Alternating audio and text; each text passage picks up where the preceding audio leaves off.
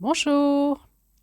Alors aujourd'hui, je viens vers vous pour vous faire un audio un peu surprise. C'est un bonus que je vous propose, un bonus en complément d'information sur les voyages hors du corps. Alors vous allez voir, c'est un complément d'information et pas des moindres puisque j'ai choisi de vous délivrer des informations que je n'ai jamais trop partagées à personne. Donc c'est un peu inédit pour moi. Alors, à qui s'adresse cet audio? À toutes les personnes qui suivent avec moi le processus des 13 dynamiques du féminin sacré, en lien avec une initiation chamanique. Et nous sommes dans l'initiation de celle qui voit loin, l'initiation d'avril, où nous explorons les mondes de la conscience au-delà de l'espace du corps, en fait, hors du corps, au-delà de l'espace et du temps. C'est un bonus pour vous et on va aller un peu plus loin que ce que je vous ai déjà transmis dans dans les audios précédentes. Cet audio peut aussi s'adresser à tous les curieux qui veulent élargir leurs connaissances sur ces sujets-là. Donc évidemment, il faut avoir un peu de curiosité parce que je vais vous parler de choses que peut-être vous connaissez pas. Ou peut-être qui vont vous confirmer des intuitions ou des compréhensions de choses qu'on vous avait déjà dites. Cet audio s'adresse aussi à tous les praticiens de soins énergétiques et vibratoires. C'est un réel espace de supervision et c'est pour cela que j'ai choisi, entre autres, de transmettre cet audio aujourd'hui. C'est que je réalise de plus en plus en supervision que les professionnels des soins énergétiques n'en sont pas en fait. Ils ont fait des stages, des formations, mais il manque le chemin initiatique pour avoir la compréhension totale de ce qu'ils font. Et peut-être que les quelques repères que je vais donner dans cet audio pourront mettre des mots à ce que vous vivez en soins. Et enfin, cet audio s'adresse à tous les explorateurs de la conscience qui avaient déjà fait ou tenté de faire des voyages hors du corps, ce qu'on appelle des voyages le voyage astral ou la sortie hors du corps, de différentes manières que ça soit. Et je pense que vous allez vous reconnaître et que ça va mettre des mots à certaines de vos expériences. Alors, j'ai vraiment hésité de faire cet audio.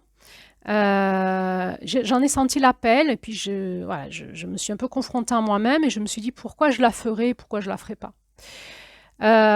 Pourquoi je la ferais pas? Parce que dans les processus initiatiques, il y a des choses que l'on révèle, des espaces de conscience que l'on révèle au cheminant, à celui qui chemine sur un chemin initiatique, mais que quand il est prêt à l'entendre. On ne dit pas tout de suite, sinon ça peut en fait activer l'ego de la personne et un petit peu arrêter son chemin initiatique. Donc je me suis posé la question, est-ce que je peux aller plus loin et vous parler de ça ou est-ce que vous êtes prêt à l'entendre et c'est OK? Ou est-ce que finalement, je vais trop loin dans cette initiation où on n'en est qu'au mois d'avril, c'est-à-dire qu'à 4 mois sur 13. Ensuite, je me suis dit qu'en même temps, aujourd'hui, on est dans un espace, un monde où il y a beaucoup de personnes qui expérimentent ces espaces-là maintenant, les espaces de la conscience, du monde énergétique spirituel et du monde vibratoire. Et c'est quand même un monde où il y a cette espèce de fourre-tout, il y a beaucoup de méconnaissances.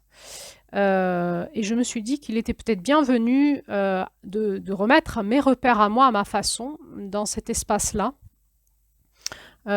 Et qu'en même temps, c'était peut-être plus un univers si initiatique que ça, puisqu'il y a beaucoup de connaissances et d'informations disponibles sur Internet ou dans les livres, dans les stages, et que peut-être de rajouter ma petite marque personnelle serait le bienvenu aussi. La troisième question que je me suis posée, c'était est-ce que je vais participer à ajouter d'autres croyances, en fait? Est-ce que je vais alimenter le système des croyances des personnes? Là, on est en fait dans la confrontation entre la croyance qu'on croit et l'expérimentation. C'est un vrai danger, il me semble, de cette porte de l'Est. Pour ceux qui suivent le chemin initiatique des 13 dynamiques du féminin sacré, on est donc en fin de porte de l'Est, c'est la porte du masculin sacré. Avril étant le dernier mois, on va basculer vers la porte du Sud, le mois de mai étant le premier mois de la porte du Sud. Et la porte de l'Est nous révèle de se méfier de nos croyances et d'élever notre espace de conscience pour aller bien plus loin dans une forme de vérité intérieure liée à l'expérimentation. Donc on est dans ce domaine-là entre la confrontation entre les croyances et l'expérimentation. De mon point de vue, la croyance est quelque chose d'éphémère. Je sais aujourd'hui que ce que je crois aujourd'hui, je ne le croirai plus demain parce que mon expérience va me montrer que ce que je crois aujourd'hui était une forme de réalité qui était une illusion et qu'en montant en conscience, je m'aperçois que c'est autre chose. La croyance me permet de me structurer dans mes pensées, de me mettre des repères et de continuer à structurer mon expérimentation. C'est quelque chose qui peut me sécuriser un temps, mais si je pense que ma croyance est une vérité absolue, alors je me mets en danger. En fait, l'esprit désire toujours à s'accrocher au concept, ça le rassure. Il croit savoir. Et il y a aussi un phénomène qu'on observe, c'est que dans notre esprit, quand on se met en quête d'en savoir plus, il y a comme un espace en nous qui n'est jamais rassasié, on en veut toujours plus. Vous savez, comme si on était un ogre qui mange, et qui n'arrête pas de vouloir se remplir de connaissances. Et quand on fait un chemin initiatique dans la conscience, en général, on va passer une partie de notre vie à chercher cette connaissance et une autre partie de notre vie à mourir spirituellement, c'est-à-dire à détruire tout ce qu'on a appris. Et il y a un petit peu un passage un peu fatal où tout peut s'inverser, c'est l'instant où nous fossilisons notre savoir en croyance. C'est-à-dire nous savons et nous allons le cristalliser en croyance. Nous savons pourquoi, nous savons parce qu'on nous l'a dit, parce qu'on a eu de la connaissance, on l'a expérimenté, et nous savons, il y a des choses que nous savons, et nous allons en faire des croyances. Et c'est d'autant plus pernicieux que c'est souvent à l'instant où nous commençons notre descente, c'est-à-dire que nous allons... Il y a des moments, c'est comme des vagues dans le processus initiatique, il y a des moments où nous avançons dans la connaissance et puis nous allons donc détruire notre connaissance, nos croyances pour faire le vide et s'ouvrir à autre chose en fait. Et donc il y a des périodes sur notre chemin initiatique où tout ce qu'on croyait, on ne le croit plus et on va commencer cette descente.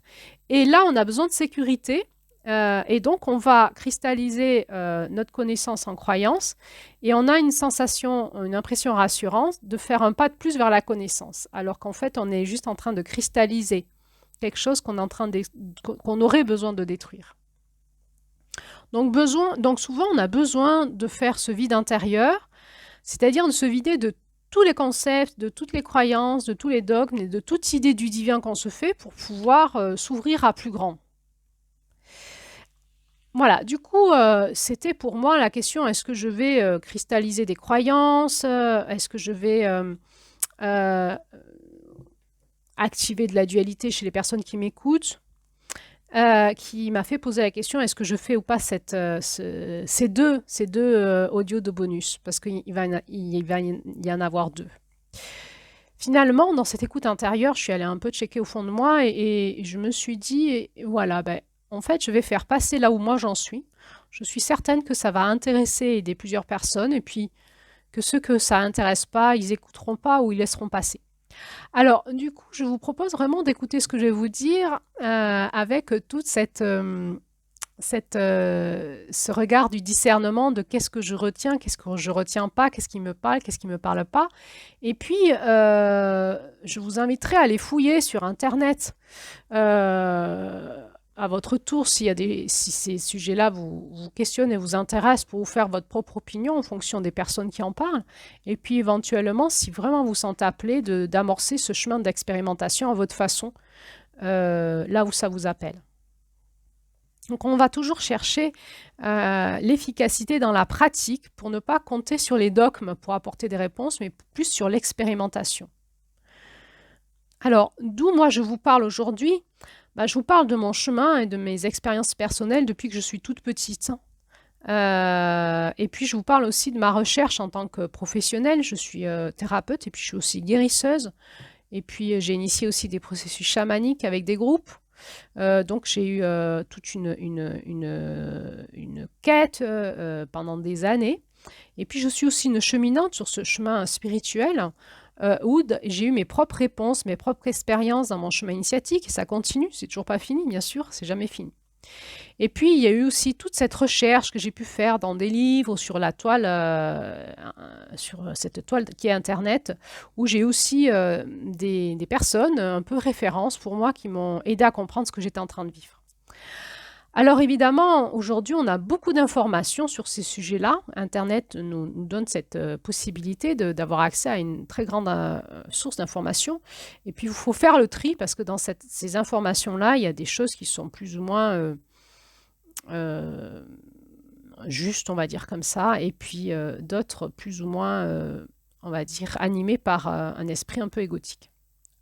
Alors, j'ai fait mon tri personnel et donc je vais vous faire cet audio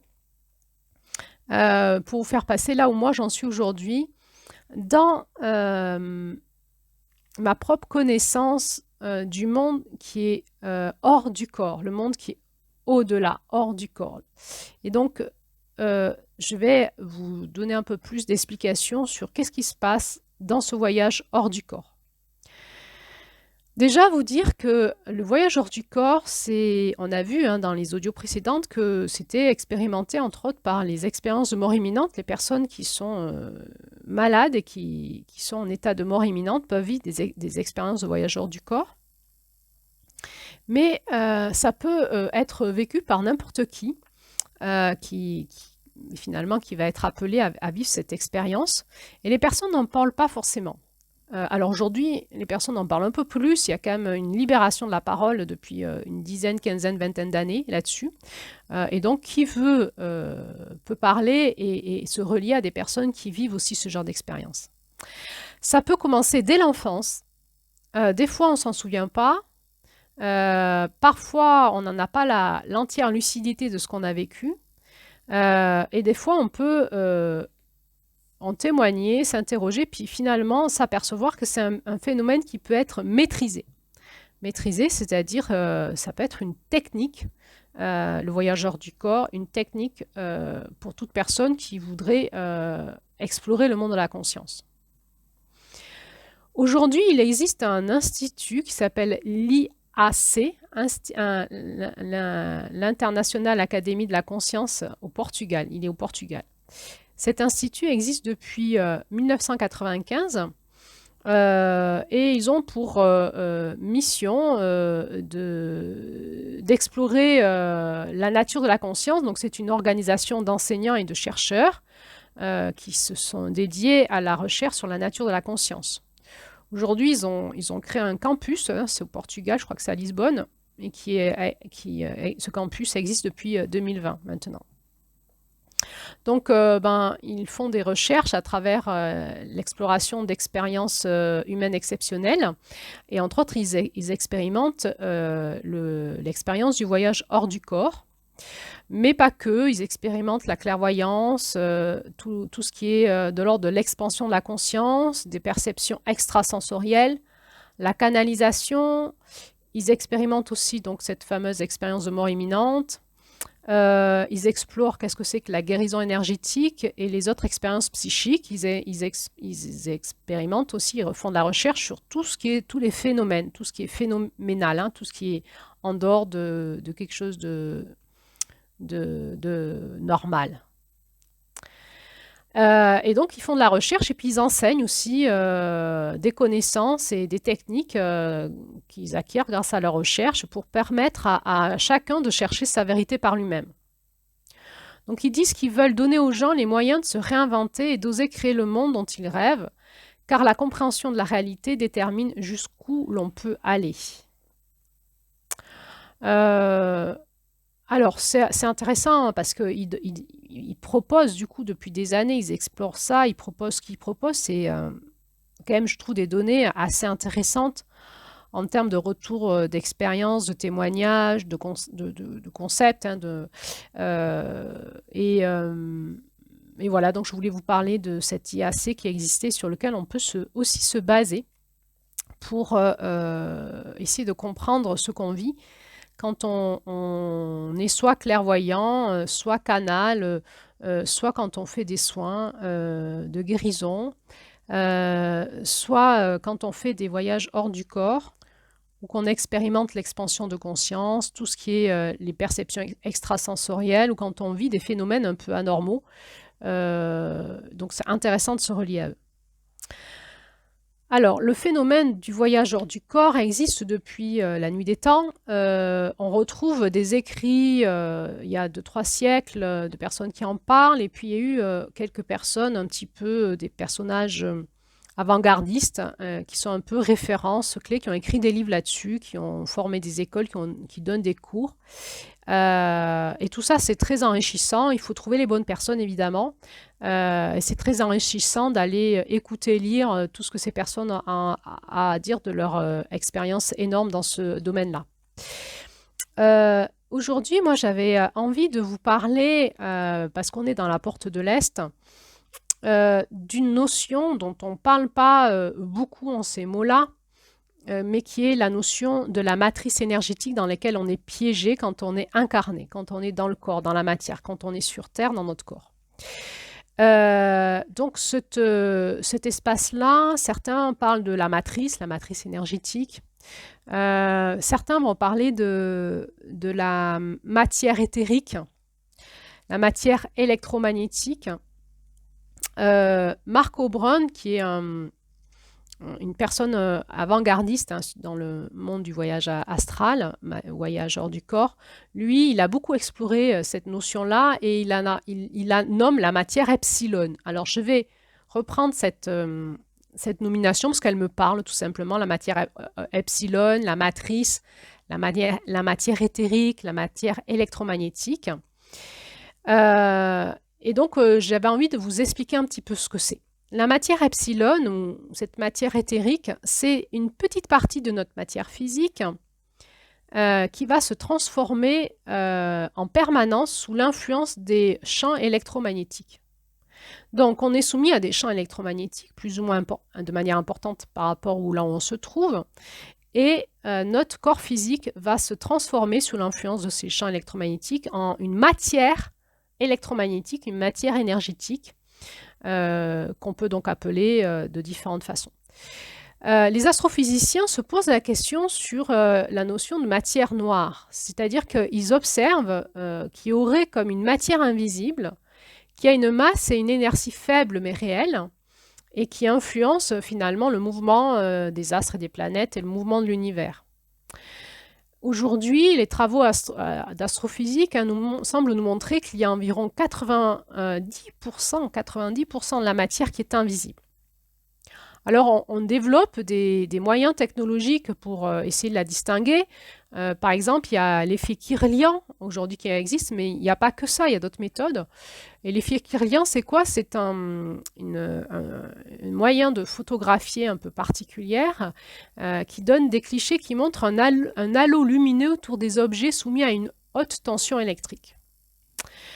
Donc, on est capable de photographier finalement comme notre corps éthérique autour de notre corps physique, c'est-à-dire cette première couche très liée au corps physique d'une couche énergétique, électromagnétique, on peut appeler le corps éthérique, le plan éthérique. Mais finalement, ce n'est pas que de l'éther, c'est-à-dire que c'est une forme de matière qui a une masse et une inertie. Les personnes qui font des voyages hors du corps nous expliquent, donc pour les personnes qui se disent « mais c'est quoi un voyage hors du corps ?» Je vous renvoie aux audios précédentes où j'en ai commencé à en parler, entre autres où je parle aussi des expériences de mort imminente. Et donc là, je vais embrayer directement sur... je pars du principe qu'on sait c'est quoi et je vais aller plus loin. C'est une audio bonus pour aller plus loin dans le partage de ma connaissance à ce sujet-là. Donc, on peut faire des voyages hors du corps, soit on le fait dû à des accidents, des maladies, soit de manière spontanée quand on est enfant, soit on peut le faire de manière technique, j'ai envie de dire. Et donc, il y a des personnes qui font des voyages hors du corps, c'est leur technique à eux d'exploration de la conscience, et donc on les appelle les voyageurs. Et donc, dans le conte d'Avril, la femme qui voit loin nous parle que de ça, hein. C'est comment elle apprend cette technique de voyager hors du corps pour aller dans d'autres espaces de conscience. Ce conte nous parle de ça. Donc, les personnes qui ont l'habitude de faire les voyages hors du corps nous racontent, hein, que quand ils sortent de leur corps physique, quand ils se découplent de leur corps physique, quand leur corps de lumière se découpe de leur corps physique, ils sont comme très alourdis par une substance qui vraiment alourdit leur corps de lumière. Cette substance, on l'appelle l'énergie. L'énergie, on peut appeler le ki, le chi, le prana, le mana.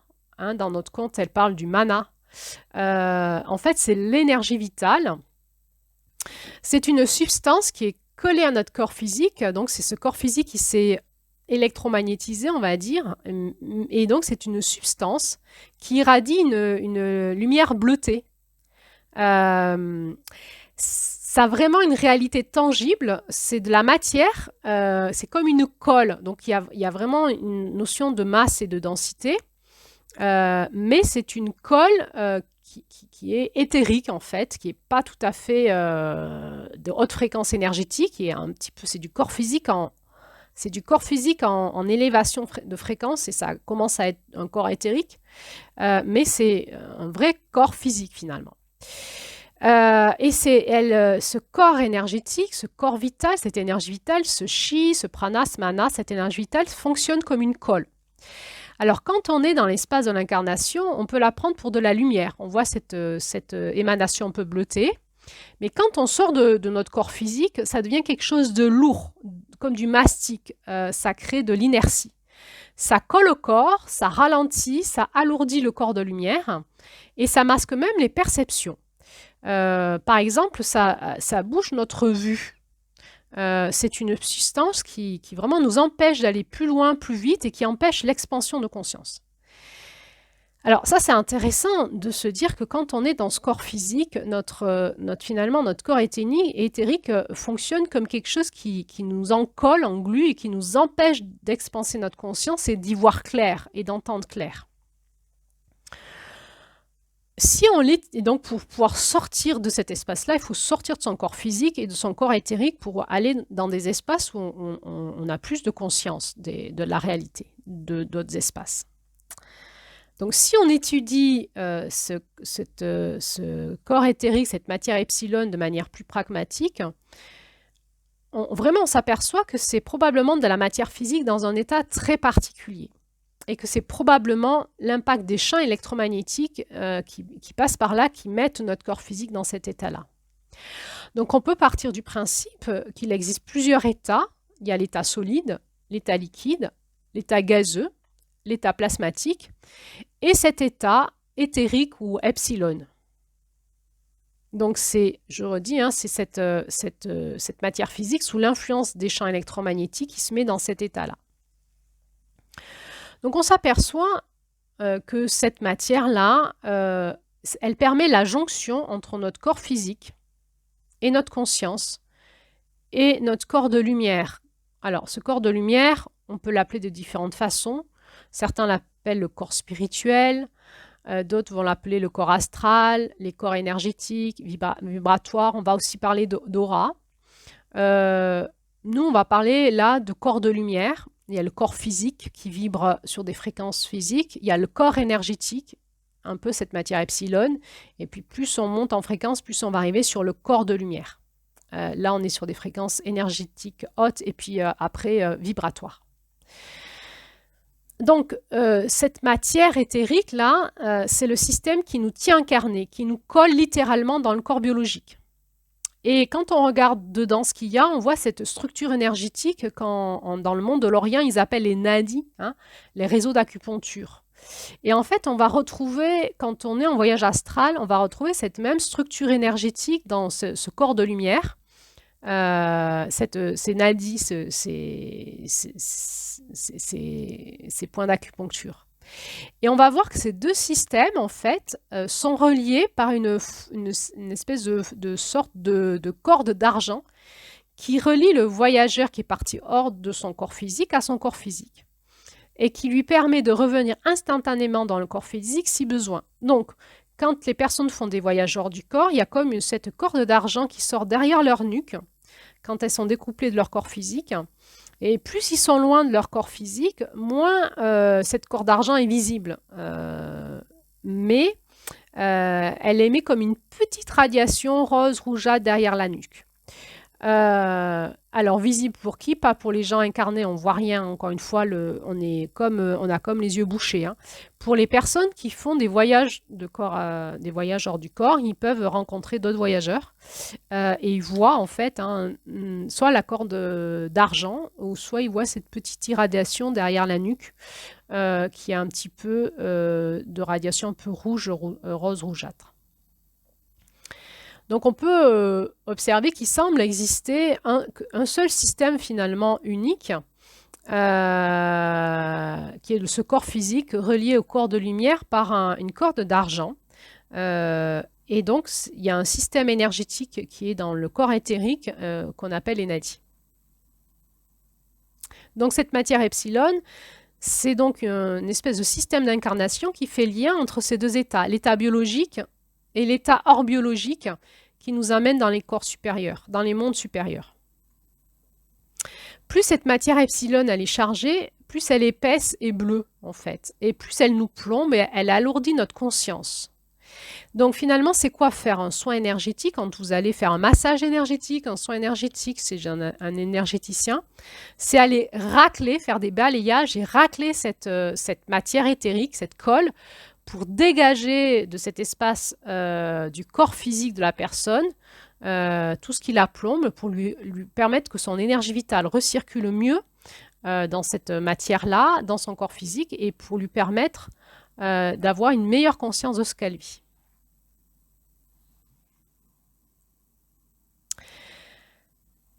Alors, finalement, quand on va faire des soins énergétiques, pourquoi ces techniques fonctionnent? En quelque sorte, les techniques qu'on utilise pour faire des soins énergétiques, c'est comme si on faisait chauffer la colle.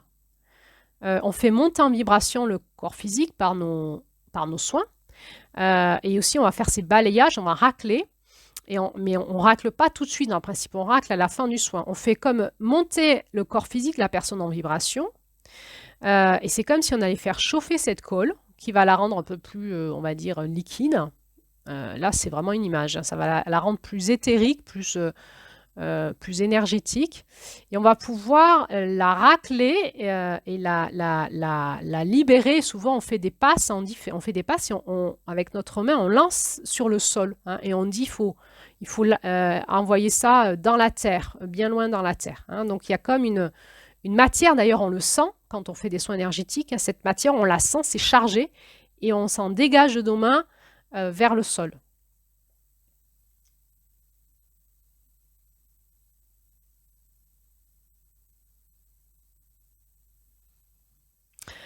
Donc ça, c'était un petit point sur les soins énergétiques. Bon, maintenant, revenons sur le voyage hors du corps. On va essayer de comprendre comment ça fonctionne de manière un peu plus technique ici. Alors, finalement, pour sortir de son corps, il suffit de faire chauffer notre colle et de mettre notre intention en disant « on décolle ». C'est pas mal, on décolle. On décolle.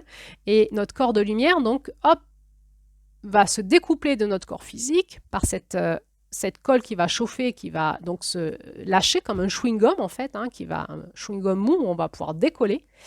Et ensuite, on va apprendre à voyager avec notre corps de lumière sur les autres mondes, les autres plans de conscience. Donc finalement, il y a comme un conflit entre l'intention, qui est cette force d'élévation qui nous dit « Allez, je vais sortir hors de mon corps physique », et cette force d'attraction qui nous ramène tout le temps dans le corps physique. Et ça, c'est dû à cette matière éthérique qui nous dit « Non, tu restes collé à ton corps physique ». Donc si notre intention est supérieure à cette force de gravitation, on peut faire une sortie du corps. Il y a donc une désynchronisation, un découplage entre notre corps biologique et notre corps de lumière, notre corps énergétique, vibratoire. Alors, quand est-ce que ça arrive? Ça arrive chez les enfants, parce que leur col ne tient pas tant que ça. Ça peut arriver quand on a des émotions extrêmement fortes, où on a l'impression qu'on va mourir, par exemple dans un accident de voiture, où tout d'un coup l'intention est bien plus forte que la colle et on va sortir de notre corps physique pour pas recevoir le choc de l'accident. On le vit très souvent, les femmes le vivent très souvent quand elles sont violées. Elles expriment, hein, je me suis retrouvée hors de mon corps et je voyais mon agresseur qui violait mon corps physique. Hein. Donc tout d'un coup l'intention est de ne pas subir le choc dans le corps physique et donc on va se décoller du corps physique, on va faire une sortie du corps et on va assister à l'événement d'un peu plus haut.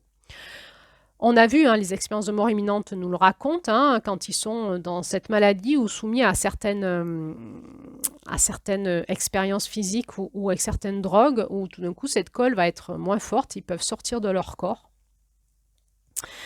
La colle, elle prend moins quand elle est affaiblie d'une manière générale, et donc on l'affaiblit soit de manière volontaire, par des techniques particulières, soit c'est la maladie ou certaines drogues qui vont l'affaiblir.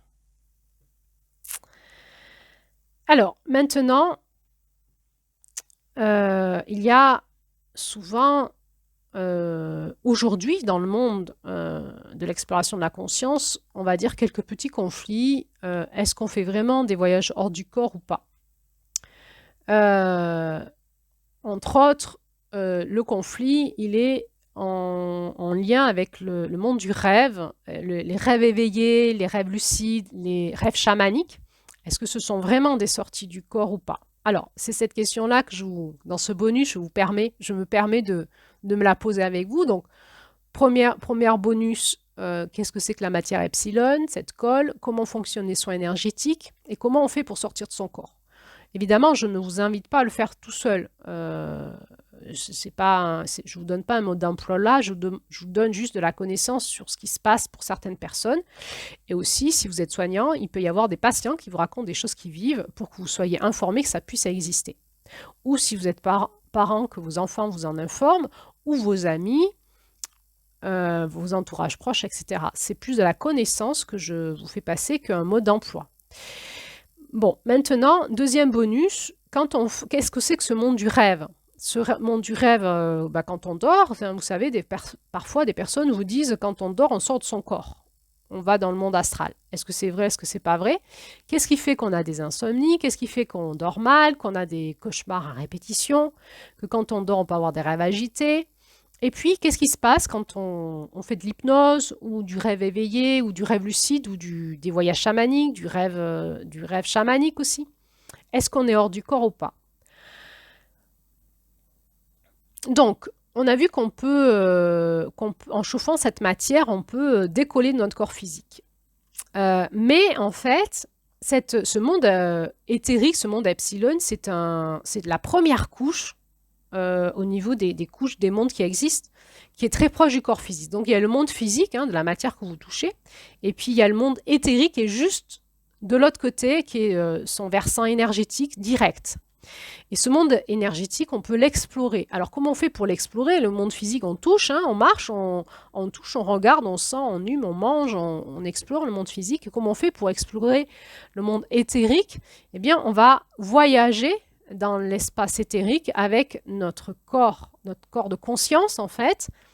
Et donc, on va utiliser nos capacités éthériques, énergétiques pour aller explorer ça. Donc, on peut le faire, hein, par les mains, en sentant, en percevant aussi par tous nos canaux. Hein. Et puis, on peut aussi utiliser des techniques comme de l'hypnose, du rêve, pour aller de l'autre côté de la conscience et aller voir ce qui s'y passe.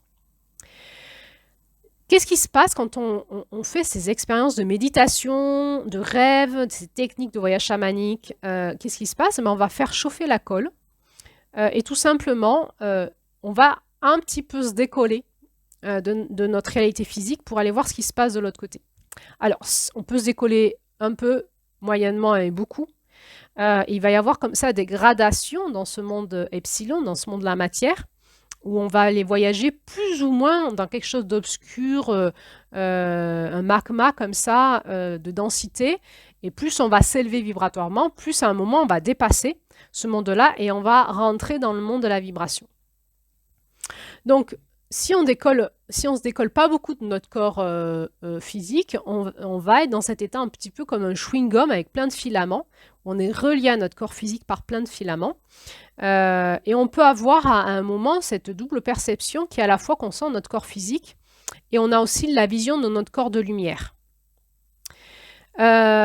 Cet espace-là, c'est le plus commun qu'on a en hypnose thérapeutique, par exemple, au démarrage, dans les rêves lucides, ou moi, par exemple, quand je fais des soins en régression de conscience, en fait, je demande aux personnes, je fais une induction, puis ils vont voir ce qui se passe. Par exemple, s'ils ont des douleurs dans leur corps, ils vont voir ce qui se passe de l'autre côté, dans le monde du rêve, et je leur parle et je leur demande de m'expliquer et de sentir dans leur corps. Donc, ils sont et dans leur corps et de l'autre côté. Je les fais un petit peu se décoller pour qu'ils aillent voir et qu'ils comprennent pourquoi ils ont des douleurs et qu'est-ce qui se passe et quel est le lien entre leur corps et leur corps énergétique et pourquoi il y a des symptômes, par exemple, pour qu'ils puissent reprendre une décision, une compréhension, une décision dans leur vie qui puisse les aider à retrouver un espèce d'équilibre entre leur corps physique et leur conscience.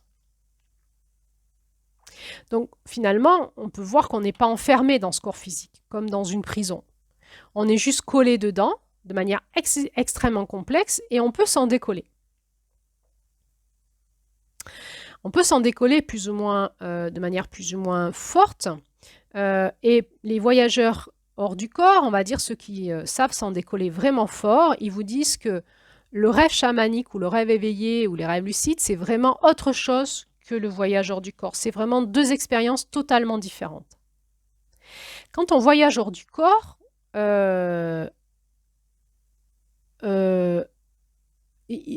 excusez-moi, je t'attends un petit peu. Quand les voyageurs du corps, quand eux, ils explorent le monde du rêve, ce qu'ils nous disent, c'est qu'ils sentent qu'ils ont des extensions d'énergie, cette matière, qui partent plus ou moins loin, donc ça peut donner des visions à distance, une sensation de voyage hors du corps plus ou moins loin, mais on est toujours relié au corps physique par tous ces filaments, un petit peu comme le chewing-gum, vous savez.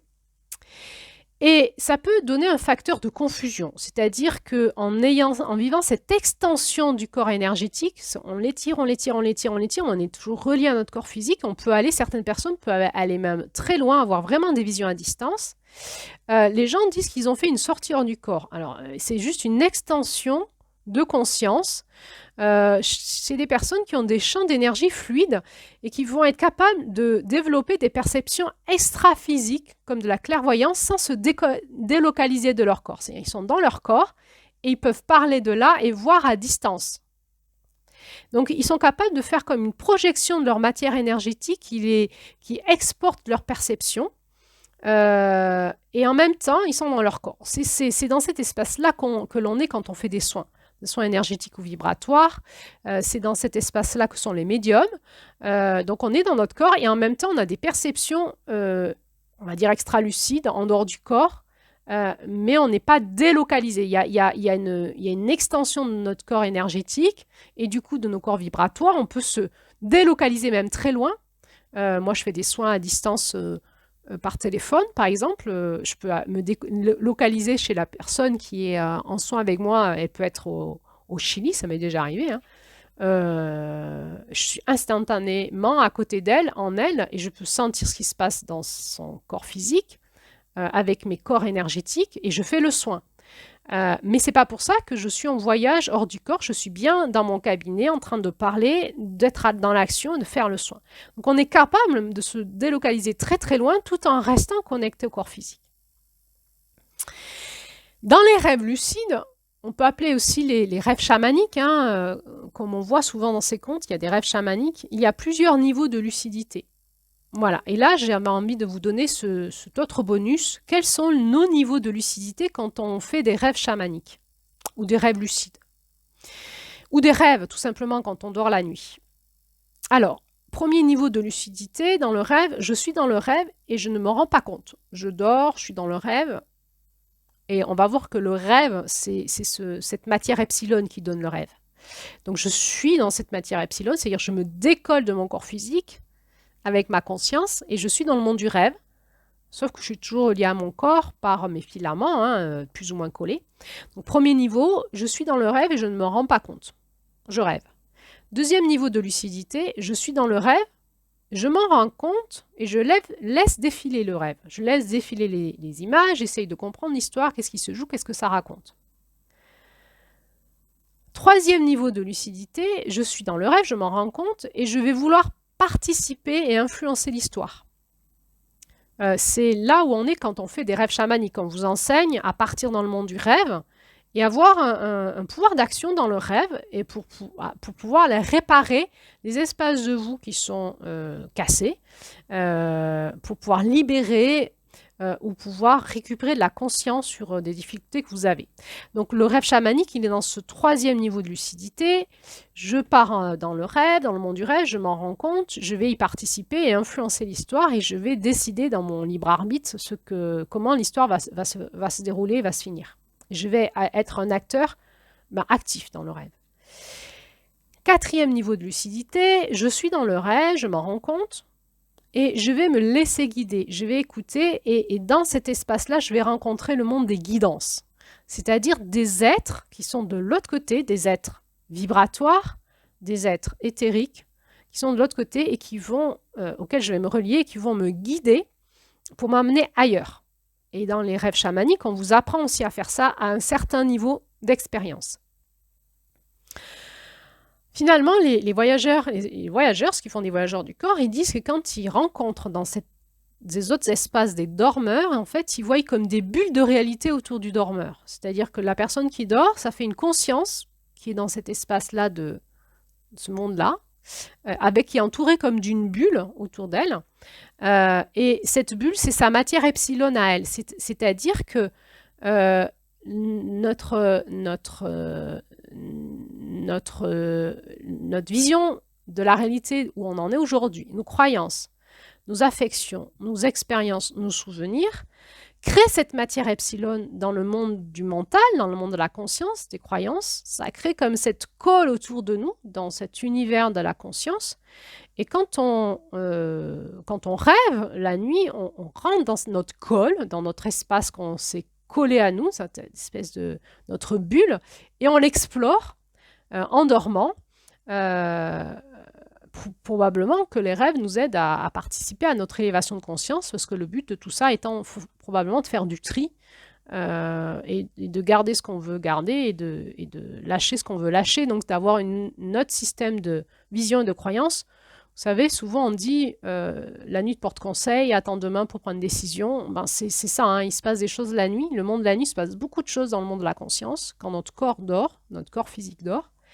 Et qui est donc l'exploration de notre bulle de rêve, qui est finalement notre bulle de réalité à nous, qui nous est propre en fonction de ce qu'on a projeté dedans, dans cette matière, qui est la projection de notre réalité à nous.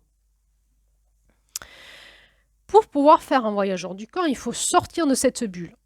Et donc quand on sort de cette bulle, qui est notre bulle de réalité qui nous est propre, nos croyances, notre vision du monde, notre perception, etc., tout ça, c'est notre premier niveau, c'est notre bulle de réalité à nous.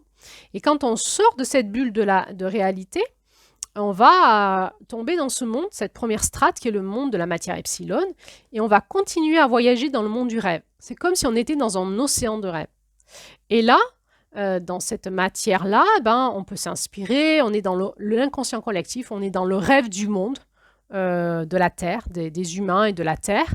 Et il y a toute la projection de l'inconscient collectif qui est dans cet univers-là.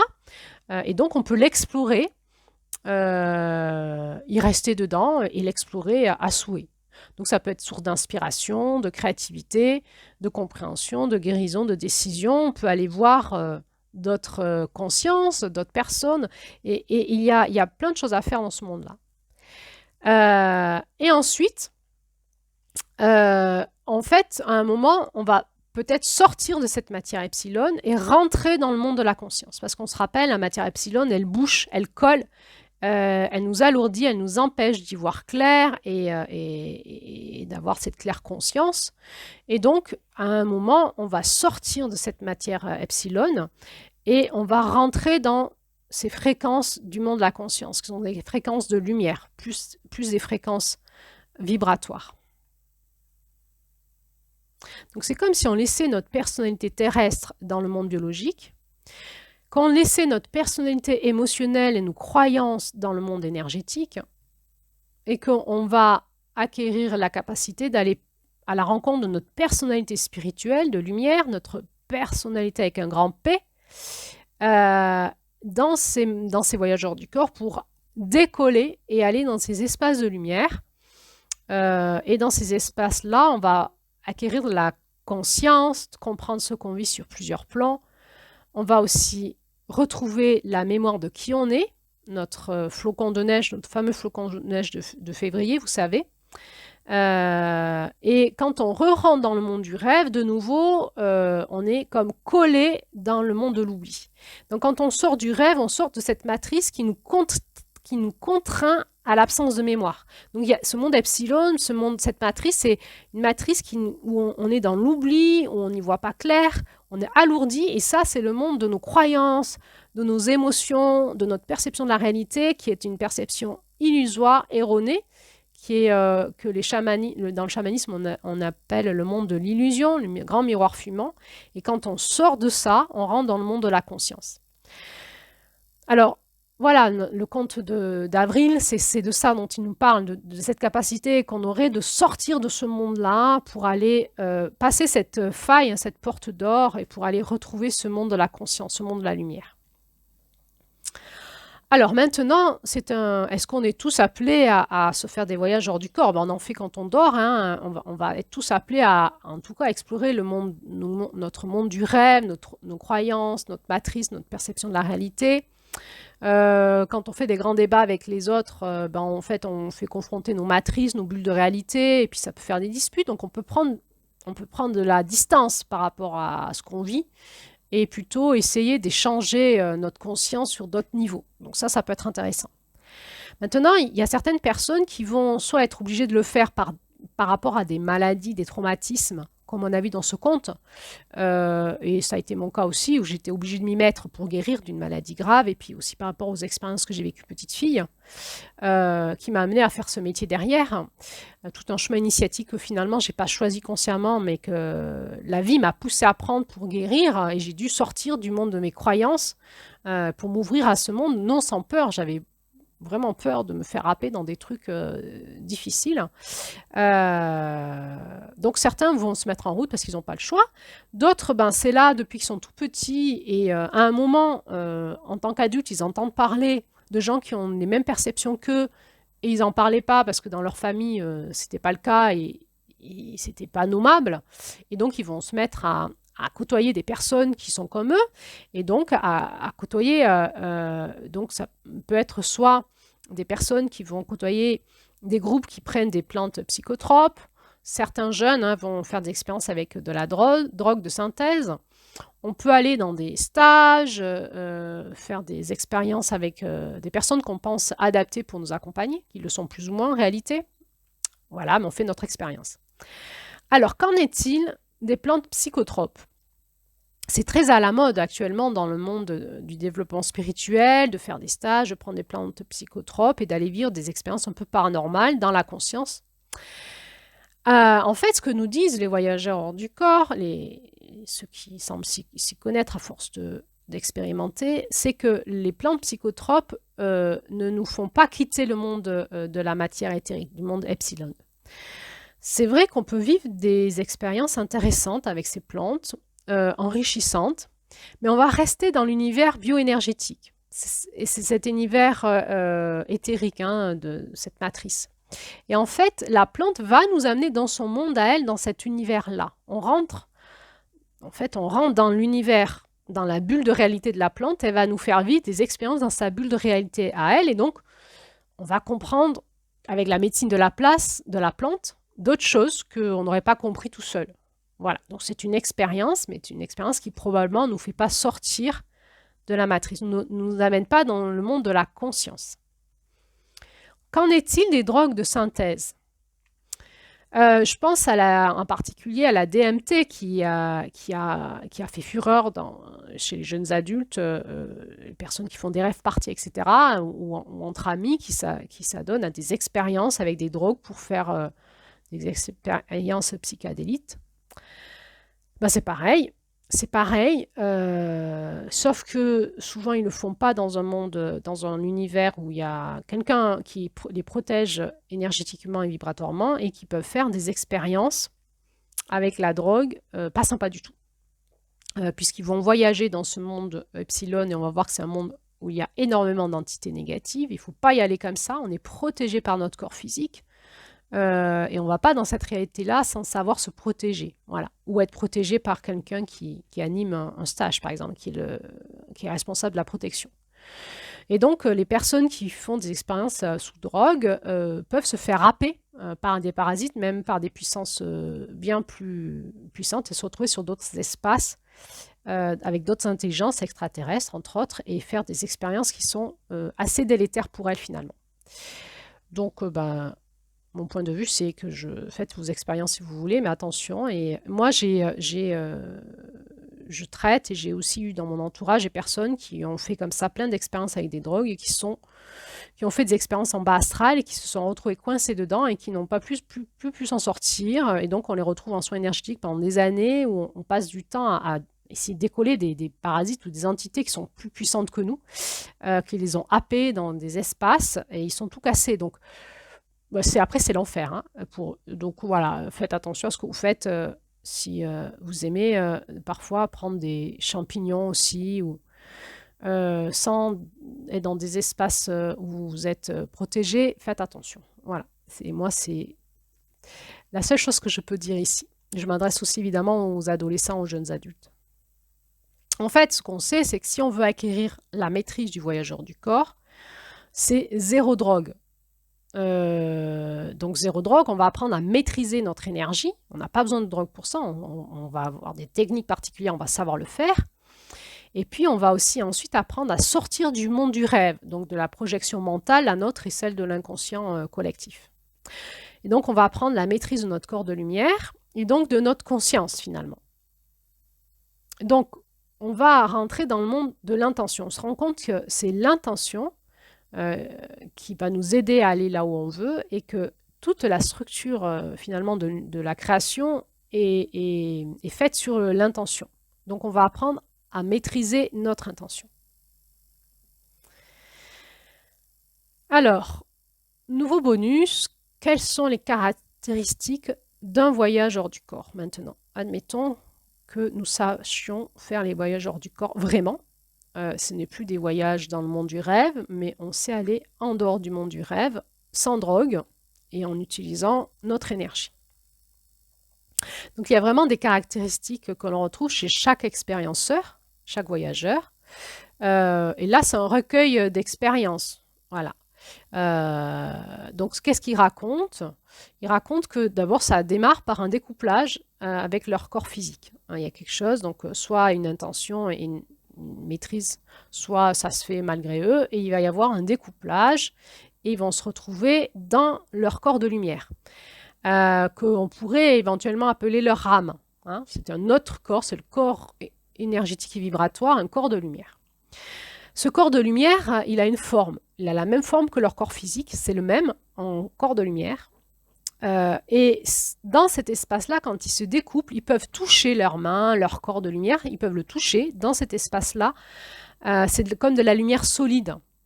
Et ils observent qu'elle est reliée, leur corps de lumière est relié par cette corde d'argent à leur corps physique derrière la nuque. On observe que quand ils sont dans leur corps de lumière, que c'est la nuit qui fait noir, ils y voient. Ils y voient comme en plein jour, en fait. Il y a comme une lumière qui éclaire. Quand ils arrivent, ils y voient. Bon, ils ont des perceptions, toutes leurs perceptions sont démultipliées, ils y voient, ils sentent, ils touchent, ils perçoivent. Ils ne vont pas pouvoir parler, mais ils vont pouvoir communiquer par la télépathie, en fait, par le système de la télépathie. Quand ils sortent de l'espace du monde du rêve, il y a une totale délocalisation et ils n'ont aucun doute. Ils ne sont plus dans le monde bioénergétique, ils sont ailleurs et ils le savent avec certitude.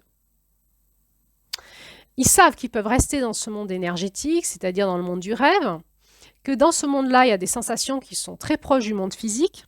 C'est un peu mieux, c'est plus intense qu'avec un corps biologique. Donc, ils peuvent faire plein d'expériences, mais qu'à un moment, ils peuvent décoller de ça et puis sortir de ce monde-là. Dans cet univers de ce monde epsilon, c'est dans cet univers-là où on fait les soins énergétiques et vibratoires, enfin énergétiques surtout, et c'est aussi dans cet univers-là que se pratique la sorcellerie. Donc c'est un univers qui est un univers de dualité qui est pas très cool. C'est pas très cool d'y rester. Il faut savoir se défendre. On peut se faire attaquer par des présences. Ils voient des choses, ils expliquent. Voilà. Donc là, je vais pas m'étendre là-dessus parce que ça sera le but d'une autre audio que je vous ferai probablement en juin sur le monde de l'emprise et des entités parasites, possession, envoûtement, etc. Donc, à un certain moment, il sort de ce monde énergétique, il sort du rêve, et ils le savent. Et c'est de l'expérience. À ce moment-là, ils ont leur conscience qui s'inflate littéralement. C'est comme s'il y avait une expansion soudain de la conscience, boum, ça souffle comme un parachute, là, énormément, elle se développe, elle se déploie énormément, et leur corps astral, leur aura aussi s'étend. La lumière qu'ils émettent, tout d'un coup, boum, monte en puissance, ils émettent énormément de lumière. Ils ont cette sensation de sortir de la mélasse, comme un marécage, certains l'appellent le marécage, et ils vivent une sorte de renaissance, comme s'ils retrouvaient la mémoire de qui ils sont, et comme s'ils revenaient à la maison. Voilà. Et là, dans notre initiation, c'est comme si, en sortant donc en avril, on apprenait à sortir du monde de Mars pour retourner en février, hein, dans le masculin divin, le monde de la conscience. Tout d'un coup, je sais qui je suis, je sais d'où je viens, je connais toute mon histoire, je sais ce que je fais là, et je retourne à la maison. Ma maison, c'est pas en bas, c'est pas le monde physique. Ma maison, elle est ailleurs. Et ils comprennent qu'ils sont dans un monde minuscule. En fait, que le monde physique, c'est un monde minuscule formé de matière physique et de matière énergétique, comme une espèce de mélasse où on est collé dedans, englué, où on n'a pas conscience de beaucoup de choses. Et que finalement, la vie se déploie aussi ailleurs et ils peuvent être en même temps aussi, quand ils sont dans leur corps vibratoire, leur corps de lumière, sur d'autres consciences, d'autres espaces. Ils expliquent qu'ils peuvent gravir comme ça des échelons ou descendre. Ils peuvent monter des échelons vibratoires par juste l'intention, pouf, pouf, pouf, monter vibratoirement ou descendre. Donc ils peuvent explorer des mondes plus bas que les fréquences du monde physique, qu'on va appeler les fréquences du bas astral. Et ça existe, hein, le monde qu'on peut aussi, les religions appellent ça l'enfer. C'est des fréquences du monde physique qui sont plus basses en fréquence que notre monde à nous. Donc avec moins de conscience, plus de dualité, etc. Et ils peuvent monter aussi en conscience, en vibration, et aller explorer d'autres mondes vibratoires comme des couches, et ils passent d'un monde à l'autre par des portails énergétiques. Nous, on voit que dans notre compte d'avril, cette porte d'or est probablement la sortie de ce monde physique, hein, parce que le monde des étoiles, des planètes, c'est toujours du monde physique, hein, on l'a vu, qu'on peut explorer ce monde-là avec des sondes spatiales ou avec des fusées. Et que quand on fait un voyage hors du corps, on peut aussi voyager dans ces mondes physiques, dans des mondes éthériques, c'est-à-dire qu'on peut voir en fait les fréquences des étoiles sur d'autres plans qu'on ne voit pas à l'œil nu, c'est-à-dire par exemple on ne verrait pas avec des sondes spatiales. Chaque planète, chaque étoile a un monde éthérique vivant qu'on peut aussi explorer en voyage hors du corps. On peut aller voir quelque part les habitants des autres planètes sur les plans éthériques. Et ensuite, on peut changer de fréquence de monde. Et c'est comme si l'univers était fait de différentes couches, de mondes parallèles, on parle aussi. Il y a des portails énergétiques qui nous permettent de passer d'un monde à l'autre, de changer de fréquence rapidement et d'être dans d'autres mondes. Et ça, évidemment, l'exploration des sondes spatiales ne savent pas le faire encore aujourd'hui. Et on avait vu que les physiciens quantiques nous disaient qu'ils, pour explorer le monde de l'univers, il faudrait développer des techniques qui nous permettent de traverser le temps et l'espace, la couche du temps, ce que nous, on sait faire dans notre corps de lumière. Donc, on peut aller visiter d'autres mondes. Quand on arrive sur ces mondes vibratoire, l'intensité de la lumière est plus grande, évidemment, et les variétés des couleurs sont très caractéristiques de ces autres mondes. Il y a des couleurs très variées, et il y a comme une boussole intérieure qui dit j'y suis en fait, je sais où je suis dans ce monde-là. Et la lumière est de plus en plus intense, et plus la lumière est intense, plus on est élevé de manière vibratoire. On va retrouver des couleurs et des sons que l'on ne connaît pas, et il y a toujours cette sensation d'émerveillement et de quelque chose d'ineffable qu'on ne peut pas nommer. Tout de suite, le sentiment de vitalité retrouvé, ils expriment un prodigieux sentiment de vitalité à fur et à mesure qu'ils montent en vibration. Ils retrouvent cette vitalité dans leur corps de lumière. Il n'y a plus cette matière epsilon qui ralentit. Donc, ils vont se charger en vitalité. Nous, on le sait, quand on va dans ces espaces-là en voyage chamanique, les quelques fois on y arrive à y aller, on revient. Moi, j'ai l'impression d'être comme une centrale nucléaire, quoi. Rempli ça pulse de partout dans mon corps physique et je me suis chargée en vitalité. On a une pensée et une conscience qui marchent incroyablement bien. On retrouve la mémoire et la mémoire de qui on est. Et il y a autre chose, c'est qu'on va apprendre à maîtriser nos pensées parce qu'on voit dans ce monde-là, dans ce monde vibratoire, que nos pensées créent immédiatement, sont la création. On sait aussi que dans le monde physique, dans le monde bioénergétique, c'est pareil. Nos pensées créent dans la matière. Il y a un temps de latence avant que ça passe dans la matière, parce qu'il y a ce temps de latence au niveau bioénergétique. Dans les mondes de lumière, quand on pense, on crée immédiatement. Donc on va apprendre à maîtriser nos pensées pour créer ce qu'on veut et pas créer ce qu'on ne veut pas. Donc il y a une conscience aussi, qui est là, vraiment la conscience de l'être créateur. Et puis, tout le monde exprime le sentiment de proximité, de la beauté et de Dieu, en fait. Même les incroyants, on n'est plus vraiment plus dans la religion. Là, on est dans l'espace de la source du Créateur. Dieu, c'est un terme français qui veut dire ça, en fait. C'est cet être omniscient, omniprésent, omnipotent. Et on se sent dans la proximité de Dieu et ça devient une évidence à chaque milliseconde, en fait. On comprend que Dieu, l'amour, la lumière, la connaissance, la conscience, la beauté, la variété, tout ça, c'est la même chose. C'est la source même de l'univers, en fait. Dans ces espaces, dans ces mondes, différentes strates, mondes vibratoires, on peut rencontrer d'autres présences, d'autres consciences, plein de gens formidables, extraordinaires. Il n'y a plus de dualité, il n'y a plus de prédateurs. Il n'y a plus de conflits, il n'y a plus de guerre, il n'y a plus de commerce, il n'y a plus de négociations. C'est comme s'il y avait une loi naturelle qui s'est installée, c'est la loi de la coopération et de l'amour envers tout ce qui existe. C'est une loi de partage, d'échange, de données. C'est un peu bizarre, c'est comme si rien ne nous appartenait, car on a tout en fait. On a accès à tout, on est immensément riche et du coup détaché de tout. Il y a comme des lois cosmiques très complexes et claires que chacun connaît, qu'on pourra appeler être des lois divines, qui sont une évidence pour tout le monde. Ça ressemble en rien du tout à ce qu'on connaît sur le plan bioénergétique. En fait, ce qui nous met dans la difficulté dans notre plan bioénergétique, c'est la difficulté de maintenir notre corps biologique en vie. De l'entretenir, parce que ce corps, il demande l'entretien, et de conquérir des territoires et des biens, en fait, pour notre sécurité, pour notre confort, etc. Dans ces autres plans, dans ces plans de lumière, on a déjà tout. Donc, on n'a plus ce problème de maintenir le corps physique et donc de dualité et de prédation. Il y a une autre caractéristique, c'est que la relativité de l'espace et des volumes, il y a une relativité dans l'espace et les volumes. En fait, dans ce monde-là, des choses qui sont très petites, quand on s'en approche, peuvent être immensément grandes, en fait. Donc, l'espace, le monde de l'espace est différent. Ce sont des espaces qui sont caractérisés par l'émerveillement, la connaissance est infinie.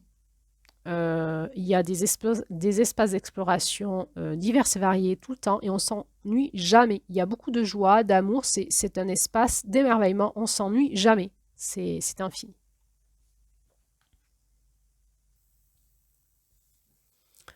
Alors, dans notre monde physique énergétique, on ne connaît pas ces espaces-là, mais on en a la mémoire. On peut en avoir la mémoire suivant les personnes et la nostalgie, mais on n'en a pas l'expérience. Pour en avoir l'expérience, il faut soit développer des connexions pour pouvoir y aller en restant dans notre corps physique, soit y aller en faisant des voyages hors du corps.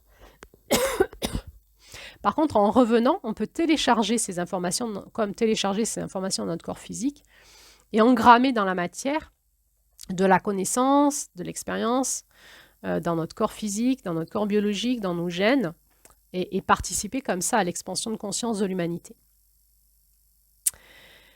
Donc, comment on fait pour faire ces sorties hors du corps? En fait, c'est simple, c'est l'intention. J'ai l'intention de sortir de mon corps. On va placer son corps dans une position qui lui convient bien pour dormir. Et puis, on va mettre l'intention. Le corps va se mettre en léthargie, le cerveau va se mettre au repos. Et puis, tout d'un coup, la conscience va s'implanter toute seule. On laisse faire. Et ensuite, on sort du corps et on va chercher rapidement, si on en a l'intention, à sortir de cette matière epsilon où il y a aussi pas mal de dualité, pour aller dans ces espaces de conscience. Donc on voit que la femme qui voit loin, elle apprend ça, à lumière d'étoile là, et que c'est un vrai apprentissage avec des maîtres initiatiques. On ne fait pas ça tout seul, ni avec des drogues, ni comme ça en mettant un tambour. Attention, donc c'est voilà la vigilance que j'ai envie de vous poser là. C'est un vrai chemin initiatique, c'est possible. Il y a des personnes qui nous accompagnent pour faire ça, c'est possible de le faire. Donc, au vu de l'heure qui passe et du sujet passionnant, je vais couper cette vidéo en deux et je vais faire un autre audio. Donc, il va y avoir 3 bonus. Ce premier bonus qui nous présente la matière epsilon et le voyage hors du corps. Je vais vous faire tout de suite un deuxième bonus, audio bonus, qui va nous parler de nouveau du voyage dans le monde epsilon, dans le monde de la dualité. Et qu'est-ce que la spiritualité finalement aujourd'hui? Et troisième audio bonus, pour ceux qui veulent, c'est un petit peu la compréhension de qu'est-ce qui se passe quand on meurt, où sont nos aînés qui sont partis, qu'est-ce qui se passe dans ces mondes-là quand on sort de notre corps définitivement, quand notre corps physique meurt, et qu'on fait ce dernier voyage hors du corps définitif.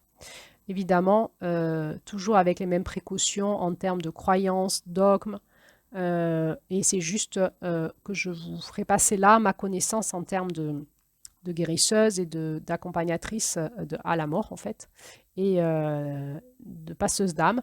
Je vous donnerai des informations en lien avec tout ça. Donc, je vous dis à la suite pour le deuxième bonus. À tout de suite.